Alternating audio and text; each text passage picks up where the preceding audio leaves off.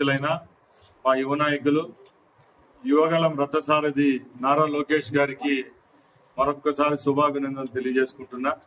ఎందుకంటే తెలుగుదేశం పార్టీ ఆవిర్భావమైన 44 సంవత్సరాలకు ఒక యువకుడు, ఉత్సాహవంతుడు, తాత యొక్క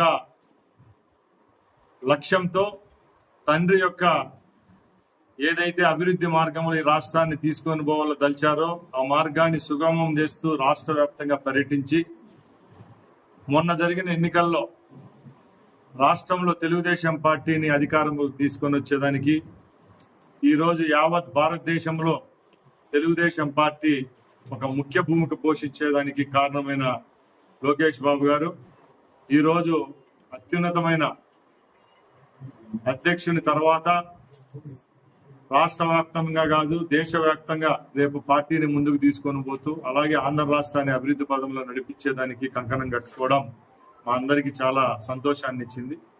ముఖ్యంగా ఈ యొక్క పత్రికా సమావేశాన్ని ఒకటే చెప్పదలుచుకున్నా, ఈరోజు తెలుగుదేశం పార్టీ ఇంత బలంగా ఉందంటే తెలుగుదేశం పార్టీ కార్యకర్తల యొక్క కృషి. ఆ కార్యకర్తలకు నేనున్నానంటూ మొట్టమొదటిగా 1,20,00,000 మంది కార్యకర్తలకు బీమా సౌకర్యాన్ని కల్పించి రాష్ట్రంలో ఏ కార్యకర్త అయినా ప్రమాదంలో చనిపోతేనో ఆ కుటుంబాలు ఎప్పుడన్నా ఏదన్నా సమస్యలు చిక్కుకున్నా అలాగే వాళ్ళ బిడ్డల యొక్క చదువును కూడా భుజాన వేసుకొని పార్టీని ముందుకు తీసుకొని పోవడం జరిగింది. ఈ యొక్క పదవి వల్ల ఆయనకి ఇంకా బాధ్యత పెరిగిందని ఆశిస్తున్నాం. తప్పకుండా తెలుగుదేశం పార్టీ సైనికులందరూ ఆయన వెంటుంటారు. కేంద్రంలో నరేంద్ర మోడీ గారు ఉన్నారు.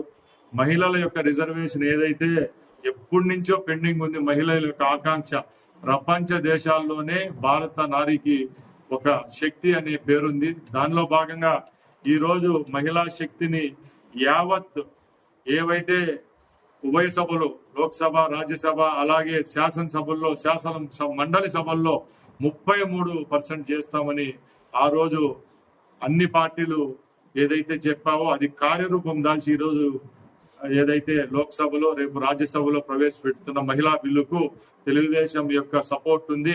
అలాగే తెలుగుదేశం పార్టీలో కూడా మహిళా నారీ శక్తికి ఎక్కడా లోటు ఉండదు. రేపు రాబోయే కాలంలో కూడా మహిళలు కీలక పాత్ర వహిస్తారని చెప్పి నేను తెలియజేసుకుంటూ ఆ బిల్లుకు సపోర్ట్ చేస్తున్న పార్లమెంట్ సభ్యులు, ఉభయ సభ్యులు, లోక్సభ సభ్యులకు అలాగే రాజ్యసభ సభ్యులకు మరొకసారి ధన్యవాదాలు తెలియజేసుకుంటున్నాం.